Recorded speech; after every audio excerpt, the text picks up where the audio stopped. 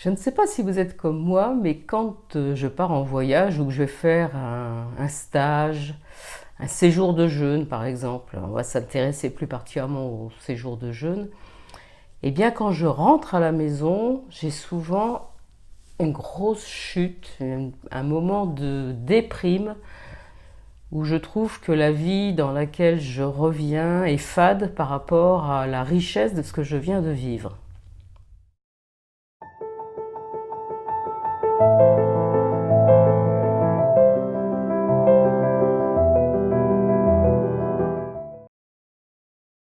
Bonjour, je m'appelle Nicole Magui, je suis médecin holistique et j'accompagne toutes les personnes qui en ont assez de subir leur maladie et leur vie et qui veulent redevenir acteurs de leur santé. Aujourd'hui, on va voir comment on peut se préparer pour éviter cette espèce de creux qu'on ressent toujours après une période intense quand on revient dans notre vie de tous les jours. Et alors c'est particulièrement intéressant pour un séjour de jeûne dans la mesure où pour que vous le viviez pleinement et que ce soit vraiment un gain pour vous, pour votre équipe corps mental émotionnel, pour l'ensemble de vos cellules, ça va être important de ne pas revenir à l'état antérieur, mais de garder l'acquis de cette semaine de jeûne et d'avoir gravi une marche.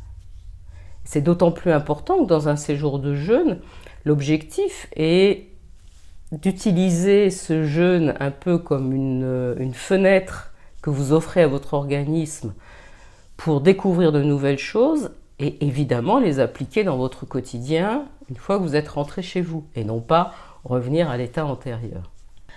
Alors, j'ai pas envie de faire de vidéo très longue, donc on va la découper artificiellement en deux parties. La première partie, c'est ce qu'on va faire en préparation avant. Et la deuxième partie que je vous publierai demain va être comment vivre au mieux, même si elle est toute petite, une période de sas entre votre vie habituelle et cette semaine de jeûne que vous vous offrez. Comment bien préparer cette semaine de jeûne ? Une première chose qui va être importante, c'est vraiment de se mettre dans les bonnes conditions. Déjà, vous allez profiter des peut-être 2 semaines avant pour revisiter vos motivations, revisiter cette période très particulière où vous avez pris la décision.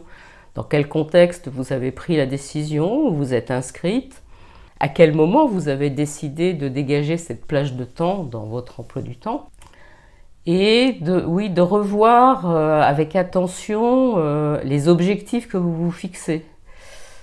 En n'oubliant pas que ça n'est pas le mental qui va être le chef d'opération, mais sur le plan, en tout cas, de l'auto-guérison, ça va être le corps. Et donc, revisiter vos objectifs, réécrire tout ça. Alors, je vous invite vraiment à vous acheter un carnet. Et alors, je vais être très précise dans ma demande, un carnet qui peut se retourner. Parce que dans ce carnet, vous allez avoir 2 étapes. La première étape, ça va être d'y noter toutes les idées qui viennent. Alors déjà, vous allez vous en servir avant, dans les semaines de préparation, pour noter, voilà, justement, vos intentions, vos objectifs, qu'est-ce que vous attendez personnellement et qu'est-ce que vous aimeriez que ça change dans votre vie, cette semaine de jeûne. Et puis, pendant que vous allez être en train de vivre cette semaine, dans l'état d'esprit particulier dans lequel vous allez vous être installé, il y a des fulgurances qui vont monter, des idées qui vont venir, vous allez pouvoir les noter dans ce carnet. Et puis, à la fin de la semaine, avant de revenir dans votre vie de tous les jours, là, vous allez pouvoir ramasser ces idées, les ordonnancer. Donc c'est pour ça que c'est intéressant que le carnet puisse se retourner parce qu'il y a l'avant, il y a l'avant-pendant et il y a l'après. Et l'après, c'est bien d'avoir comme un carnet neuf. Donc au lieu d'acheter 2 carnets, vous prenez le même mais vous le retournez. Donc vous achetez un carnet et puis pendant que vous êtes dans les achats, réfléchissez à 2 ou 3 livres que vous auriez vraiment envie de lire et de lire dans cette période-là.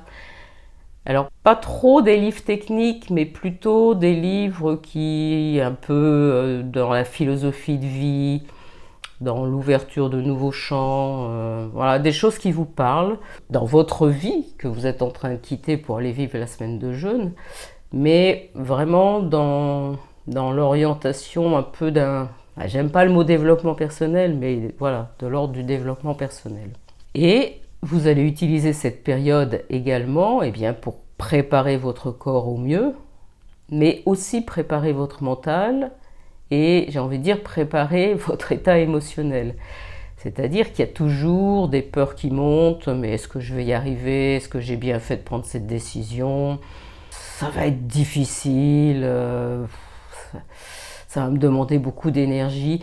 Voilà, laissez monter tout ça, écrivez-le éventuellement dans le carnet, et puis posez-le tranquillement. Et n'hésitez pas à parler avec les membres de votre équipe. Donc bien préparer le corps, on en a déjà parlé, mais je vous le résume très très vite. Ça consiste dans un premier temps à enlever toute l'alimentation agroalimentaire, tous les produits de restauration rapide qui sont déjà tout prêts, qui ont été cuisinés,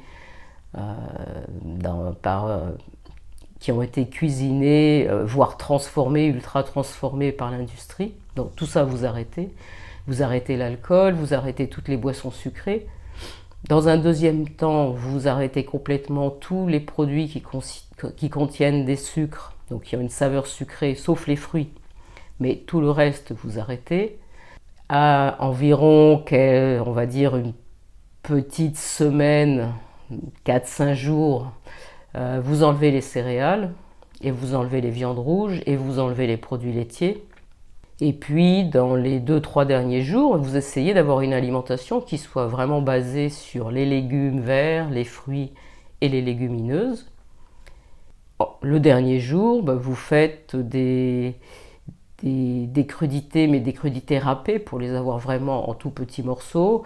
Vous faites un potage de légumes et puis vous allez entrer comme ça tout naturellement dans le jeûne et vous n'aurez pratiquement pas de réaction forte de détoxination parce que cette détoxination, vous l'aurez menée petit à petit dans les jours qui précèdent. Donc ça, c'est pour préparer le corps. Pour préparer le mental, là, ça va être le dialogue avec lui. Chaque fois qu'il se met à pédaler, à mouliner, en disant « Oh là là, ça va se passer comme ça, et comment tu vas gérer ça ?» Vous respirez, vous revenez là, ici et maintenant, dans la confiance, dans l'espace du cœur où tout est possible, et vous le rassurez, vous l'emmenez avec vous, vous le poupounez un peu. Et puis au niveau émotionnel, tous ces pédalages du mental, évidemment ça appelle des émotions, essentiellement des émotions de peur, vous les accueillez, vous leur laissez toute la place, et puis vous vous dites que bon, vous avez choisi l'endroit, vous avez confiance dans les personnes qui vont vous accompagner, donc il va y avoir la dynamique du groupe, vous n'allez pas être toute seule, vous allez être dans un groupe, où vous allez pouvoir échanger, vous soutenir les uns les autres quand il y en aura besoin. Les choses vont se faire tout naturellement.